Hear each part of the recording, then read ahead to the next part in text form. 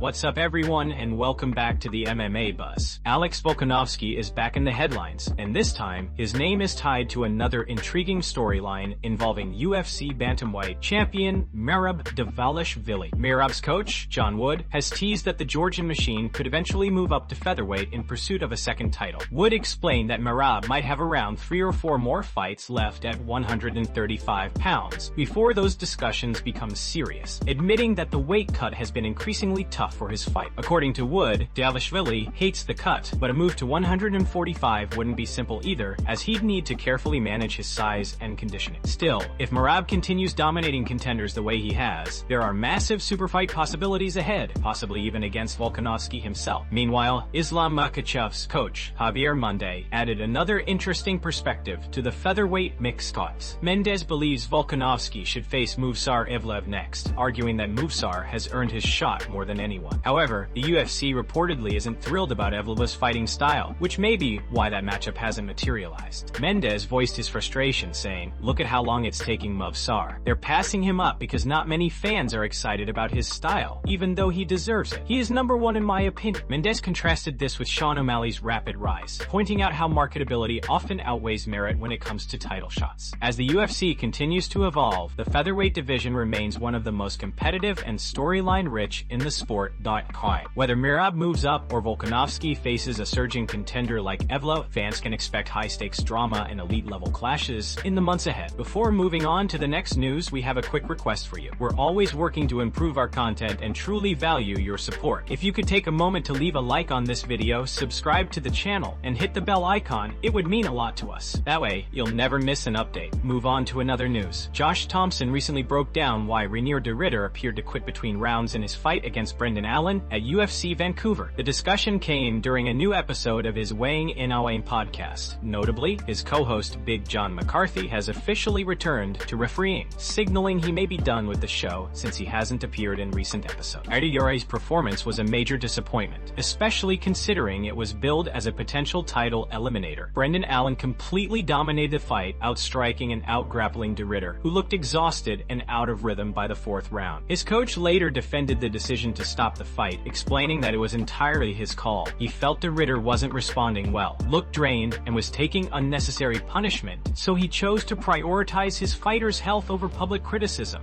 a move he stands by despite backlash. Josh Thompson gave his own technical perspective on the fight, noting that de Ridder's lack of offense from top control may have contributed to his downfall. "I expected RDR to do more damage from top position with how much control he had in the 1st round," Thompson said. "He wasn't throwing elbows or creating damage, just controlling. That can really wear at your arms, back, and shoulders." He continued, "By the 2nd round, he came out trying to do the same thing, but slipped off the top. After that, he never really recovered. He seemed to believe he could pull off a submission from his back, maybe an inverted triangle or armbar, but it just wasn't there." In the end, Thompson's analysis suggests that fatigue, over-reliance on grappling control, and a lack of offensive urgency all played key roles in Ridder's collapse against a surging Brendan Allen. Move on to another news. Khamzat Chimaev reportedly confronted former UFC bantamweight champion Petr Yan over recent remarks questioning his national identity. Just weeks after Chimaev's dominant title win, tension flared when Yan congratulated him for capturing the UFC belt, but later stated publicly that he didn't consider Chimaev a Russian champion. Yan's comments referenced the fact that Chimaev now fights under the UAE flag after gaining Emirati citizenship in January 25.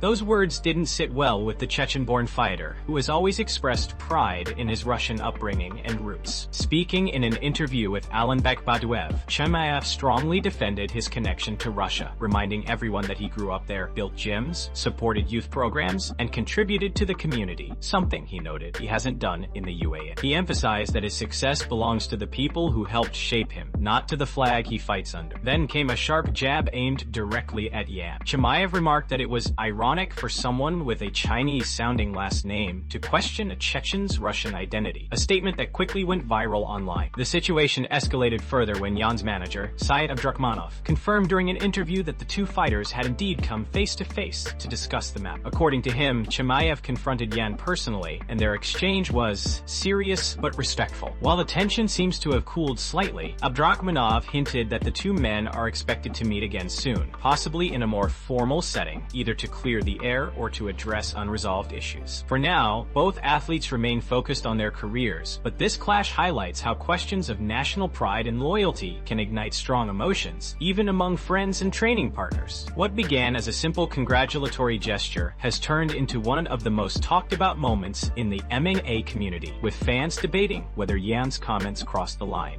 or if Chimaev's response was simply a passionate defense of his heritage. Move on to another news. Umar and Merab has fired back at Merab Dvalishvili after the Georgian fighter boldly claimed he would destroy Umar in a rematch. The tension between the two has escalated fast, with Dvalishvili insisting he already beat Umar before, despite battling injuries, a bad back, a leg infection, and enduring a brutal training camp. Now he's pushing hard for a second fight, saying he wants to finish what he started. Umar didn't hold back in his response. Rather than being offended, he seemed energized by Merab's comments, saying he's actually glad Dvalishvili is talking trash because it means the rematch is closer to becoming reality. The Dagestani contender vowed that when they meet again, he'll make sure Merab regrets every word. For Umar, this isn't just another fight, it's personal. Revenge, he says, matters more to him right now than even the UFC bantamweight belt. Currently, Umar is scheduled to face Mario Bautista at UFC 321, a matchup he views as the next step toward earning his shot at redemption. He's made it clear he'll do whatever it takes to work his way back to Dvalishvili. Meanwhile, Merab is riding a wave of momentum, coming off a dominant victory over Corey Sandhagen. He's now booked to fight former champion Petr Yan in December, a bout that could cement his legacy if he wins again. If Dvalishvili manages to extend his winning streak and surpass every previous bantamweight title holder in history, his claim as the division's most relentless fighter will be undeniable. But Umar isn't backing down. When asked about Merab's comments that he wants to hurt him, Umar simply smiled and replied, "Good. Stay in that mood. I hope you take this fight again because I'll be ready. You think you'll hurt me? Let's see who gets hurt this time." This rivalry is shaping up as one of the most intense in the bantamweight division, a classic clash between two relentless grapplers with something to prove. Whether it happens in early 2026 or later, fans know one thing for sure. When Umar Nurmagomedov and Merab Dvalishvili finally meet again, it won't just be about rankings or title. It'll be about pride, revenge, and settling unfinished business inside the octagon. Move on to another news. The MMA community has grown increasingly vocal about the need for major reforms within the UFCI. Fighters, analysts, and fans alike are demanding updates to outdated rules,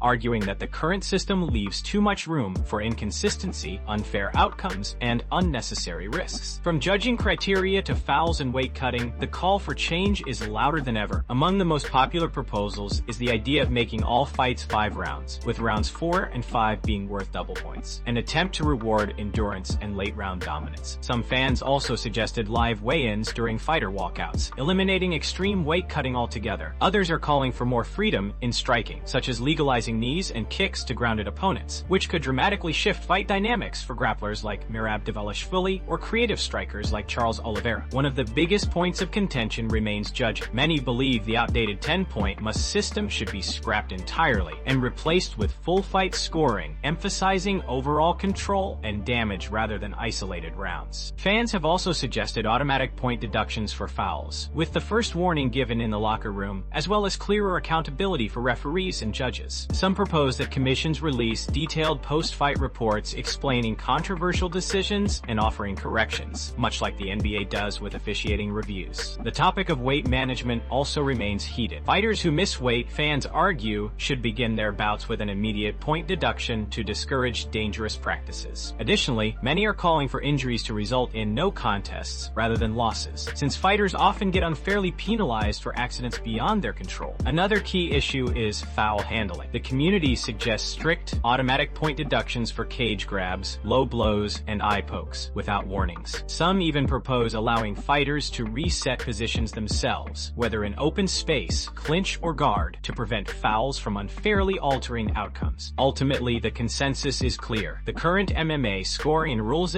don't always ensure fairness or safety. Fans and fighters are demanding a more transparent, accountable system that gives athletes the respect and protection they deserve, and restores faith in the sport's integrity. Move on to another news. Reinier de Ridder's meteoric rise through the UFC middleweight division came to an abrupt halt on Saturday night, as his coach, Harun Oskan, made the difficult decision to throw in the towel after the 4th round of his fight against Brendan Allen. The loss marked a disappointing moment for de Ridder and his team, who had entered the bout with high expectations. Following the defeat, Coach Oskan took to Instagram to address fans and supporters, explaining the reasoning behind his call to stop the fight. He began by thanking everyone for their unwavering support, acknowledging that it had been a challenging but incredible year for their camp. Oskin explained that although de Ridder started strong in the opening round, things began to unravel after the second. The Dutch fighter was visibly exhausted and struggling to recover from several clean shots. "I made the call to stop the fight after the fourth round," Oskin wrote. "I take full responsibility for that decision, and it was the right call in the moment. It's not something any coach wants to do, but sometimes you have to put your fighter's health above everything else." He emphasized that as a coach, his job is not only to prepare his fighter, but also to protect him when necessary. Oskin, who has been with de Ridder for most of his career, said he recognized the warning signs of fatigue and potential danger. "If I hadn't stepped in, he would have kept fighting," he added. "Rather than risk unnecessary damage, I decided to end it and make sure he goes home healthy." The veteran coach made it clear that public opinion or outside criticism wouldn't influence his judgment when it comes to his fighter's safety. "There's a thin line between being tough and being reckless," he said. "This sport is brutal, and these athletes sacrifice so much both inside and outside the cage. There's no need for excess damage when it can be avoided." Oskin concluded his message by accepting full accountability for the outcome. "There are no excuses for this loss," he stated. "We're not happy with the performance, but for now, recovery comes first. We'll take time to reflect, make adjustments, and come back stronger next year." He ended with a heartfelt message to de Ridder, calling him a brother and expressing pride in how far they've come together. "Proud of you, my brother Rinyu." Move on to another news.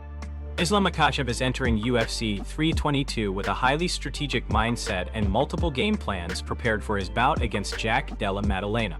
While many fans and analysts expect Makhachev to rely heavily on his wrestling and grappling to neutralize Della Maddalena's striking, recent comments from his teammate Umar Nurmagomedov suggest that Islam's approach will be far more versatile.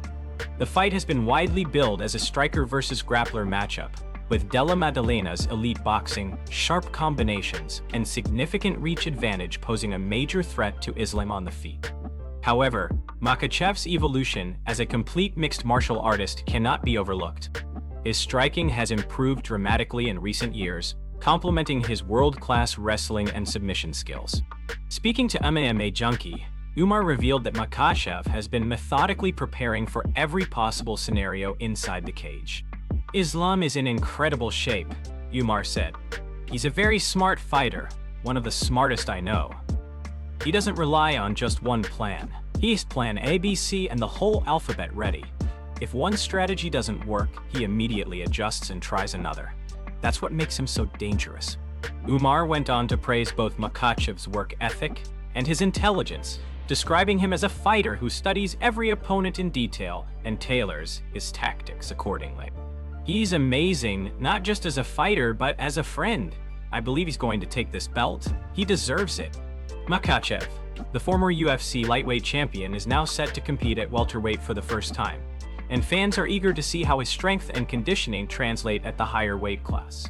His transition has sparked plenty of debate online, with many scrutinizing his training photos and physique ahead of fight night. A recent photo of Makhachev and his teammate Usman Nurmagomedov meeting Alistair Overeem only added to the buzz, showing a noticeably bulked-up version of Islam looking confident and focused. Whether he chooses to dominate through grappling or surprise fans with improved striking, one thing is clear: Islam Makhachev is entering UFC 322 fully prepared with multiple paths to victory.